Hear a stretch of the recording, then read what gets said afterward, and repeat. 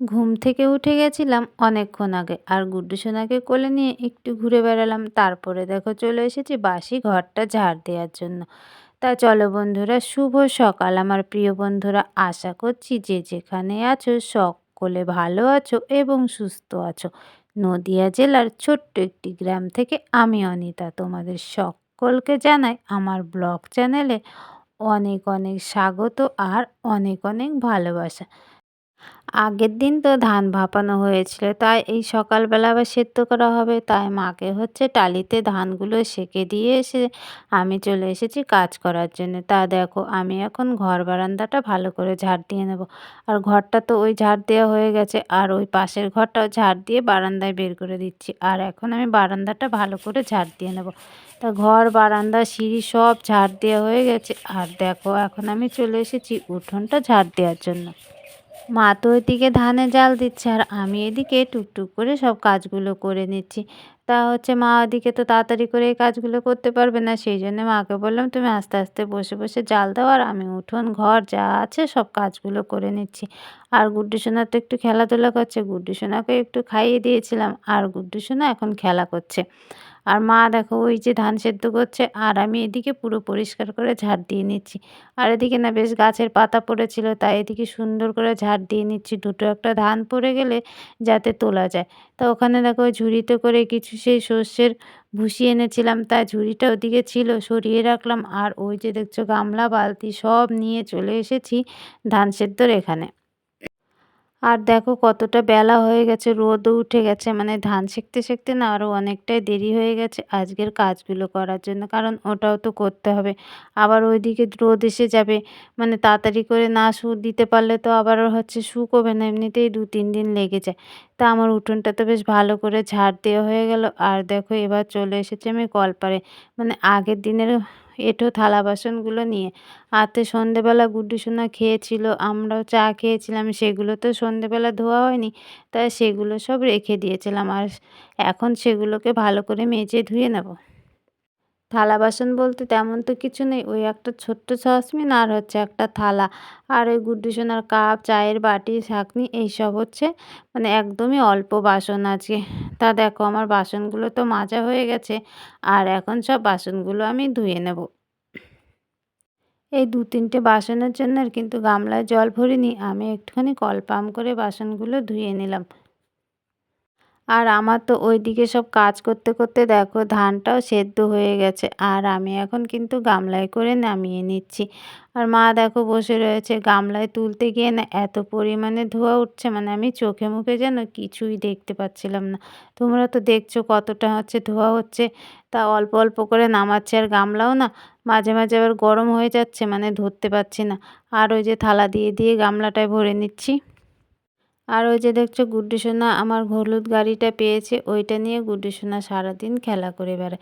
তা আমার পুরো ধানগুলো দেখো নামানো হয়ে গেছে আর অল্প কটা ধান হবে সেইগুলোকে এখন আমি সেঁকে দিচ্ছি। এই যে পাতনার মধ্যে দিয়েছিল ধানগুলো আর গামলার মধ্যে মধ্যে করে সেঁকে হচ্ছে টালিতে ঢেলে দেবো। আর এই টালির মধ্যে করে ধান সেদ্ধ করা না অতটা কষ্ট না, কষ্ট শুধু এই টালির মধ্যে এই যে সেঁকে সেঁকে দেয়া আর হচ্ছে নামানো, এটা একটু কষ্ট। তাছাড়া অতটা বেশি কষ্ট হয় না। তা দেখো আমি ধানগুলো সব এখন ওর মধ্যে সেঁকে দিয়ে দেবো আর মা এদিকে জাল দিতে থাকবে আর ওদিকে যা বাকি কাজগুলো আছে সেগুলো আমি করে নেব। তা পুরো দেখো তোলা হয়ে গেছে আর অল্প দুটুসখানি ধান আছে, সেগুলো আমি এখন ওই ঝাঁঝরিটায় করে তুলে নিচ্ছি। আর গুড্ডু সোনা দেখো এই যে জল রেখেছি, জলগুলো এ বালতি থেকে ও বালতিতে দিচ্ছে। আর এই জলগুলো কেন রেখেছি বলো তো, ওই যে লঙ্কা গাছগুলো রয়েছে, লঙ্কা গাছের গোড়ায় দেবো বলে জলটাকে রেখে দিয়েছি। আর ওই ধানগুলো তো সেঁকে দিয়ে চলে এসেছি, মা এখন জাল দিচ্ছে আর আমি দেখো চলে এসেছি উনুনের পাড়ে, উনুনের পাড়টা লেপার জন্য। আর না একটু ঠান্ডা ঠান্ডাও লাগছে, সেই জন্য সোয়েটারটা খুলি না, আনছি ভালো করে রোদ উঠুক তারপরে একবারেই খুলবো, সেই জন্য গায়ে দিয়েই রয়েছি। তা উনুন দেখো আমার ওদিকে তো লেপা হয়ে গেছে আর এখন এদিকটা আমি ভালো করে লেপে নিচ্ছি। তা দেখো সামনেটাও একটুখানি লেপে নিলাম আর পুরোটা লেপলাম না, তাই আমার লেপা দেখো কমপ্লিট হয়ে গেল। ওদিকে তো আমার ল্যাপা পোছা কমপ্লিট হয়ে গেছিলো আর মার কিন্তু ধান সেদ্ধ হয়ে গেছিলো।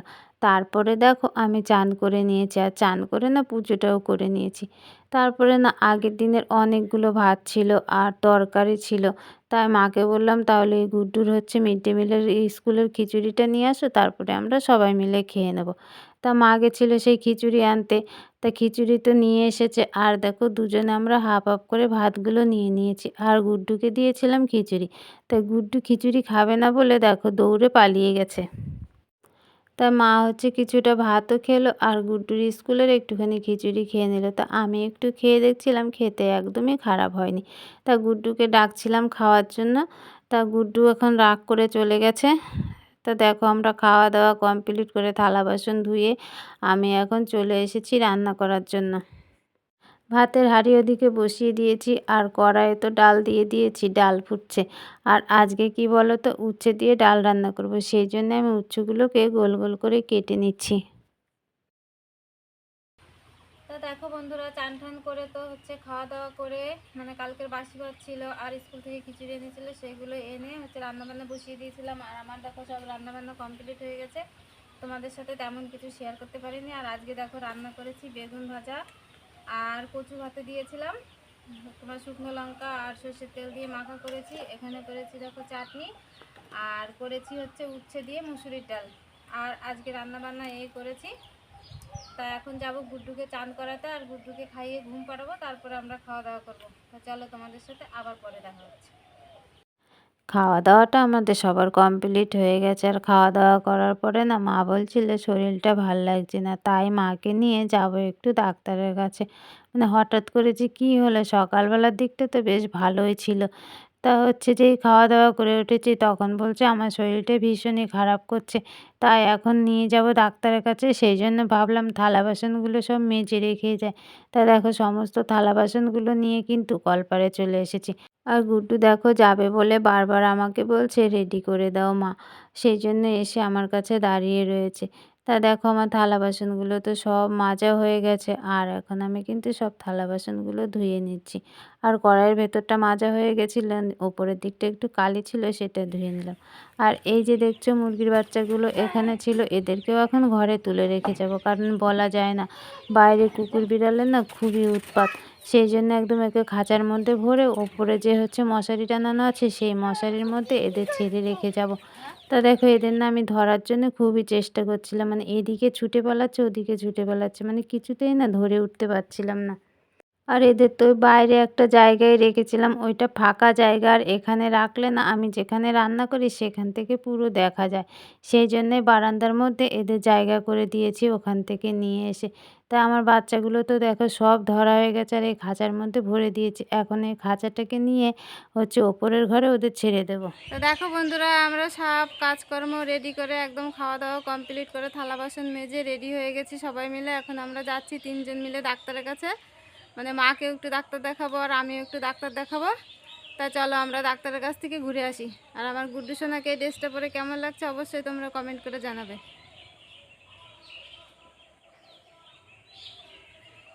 হাস ভালো করে পড়ো, ঠিক করে পড়ো। হ্যাঁ হ্যাঁ হুম হ্যাঁ হুম হুম হুম হুম হ্যাঁ তারপরে মাকে তো ডাক্তার দেখালাম, আর মার সাথে না আমি একটু দেখিয়ে নিয়েছিলাম। আমারও না হাত পাটা ব্যথা হালকা হালকা আছে, তাই ভাবলাম আমি একটু দেখে নিই। আর মাকে তো দেখে ওষুধ দিল, আমাকে ওষুধ দিয়ে দিল। চলো বন্ধুরা খেয়ে দেখি ওষুধ মানে কি হয় করছে। যারা নতুন বন্ধু সন্ধ্যেবেলা তো আমরা বাড়ি চলে এসেছিলাম, বাড়ি এসে দেখো গুড্ডুকে পড়াতে বসছিলাম, আর গুড্ডু কিন্তু হবে তোমাদের সাথে আবার। তা চলো বন্ধুরা ব্লগটা আজকের মতো এখানেই শেষ করছি। তোমরা যারা নতুন বন্ধু হয়ে আমার এই ব্লগটি দেখছো তাদের পাশে থাকার জন্য অনুরোধ করছি। দেখা হবে তোমাদের সাথে আবার পরবর্তী একটা ব্লগে। টাটা সবাইকে।